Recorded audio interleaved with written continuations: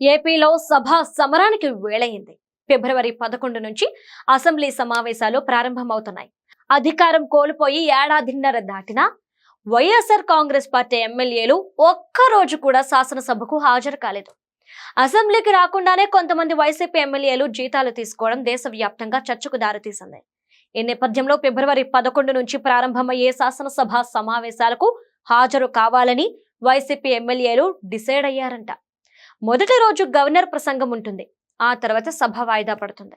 తర్వాత రోజు నుంచి గవర్నర్ ప్రసంగానికి ధన్యవాదాలు తెలిపే తీర్మానంపై చర్చ ప్రారంభమవుతుంది.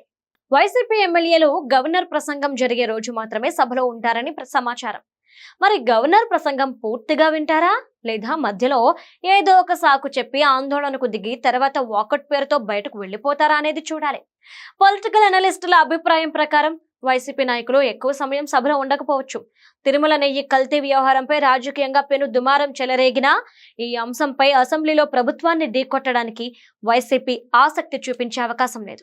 వైసీపీ హయాంలో జరిగిన మహా అపచారం, దారుణమైన ఘోరం గురించి అధికార పార్టీ నాయకుల మాటలు వినే సాహసం వైసీపీ నాయకులు చెయ్యరు అని విశ్లేషకులు భావిస్తున్నారు. ఎమ్మెల్యేలుగా గెలిచిన తర్వాత 19 నెలల తర్వాత ఇప్పుడైనా అసెంబ్లీకి రావడానికి ప్రధాన కారణం అనర్హత వేటు భయమే. శాసనసభ్యులుగా ఎన్నికైన వారు వరుసగా 60 పని దినాలు సభకు హాజరు కాకపోతే వారిని అనర్హులుగా ప్రకటించే అధికారం స్పీకర్కు వస్తుంది. అంటే ఈసారి సమావేశాలకు రాకపోతే వైసీపీ ప్రజాప్రతినిధుల ఎమ్మెల్యే పదవులు పోతాయి. ఈసారి వచ్చేది మేమే అని వైసీపీ వాళ్ళు ఎంత మేకపోతూ గాంభీర్యం ప్రదర్శించినా ఇప్పుడు ఎన్నికలకు వెళ్లేంత రిస్క్ చేసుకోవడానికి ఆసక్తి చూపించడం లేదు. ఇక ఆ పార్టీ ఎమ్మెల్యేల బాటలో వైసీపీ అధ్యక్షుడు జగన్మోహన్ రెడ్డి కూడా నామకే వాస్తే శాసనసభకు వచ్చి టైంపాస్ చేసి వెళ్లిపోయే అవకాశం ఉంది. మొత్తం మీద శాసనసభలో రభస చూడాలి అనుకునే వారికి ఈసారి కూడా వైసీపీ ఎమ్మెల్యేలు అలాంటి అవకాశం ఇచ్చే సూచనలు కనిపించడం లేదు.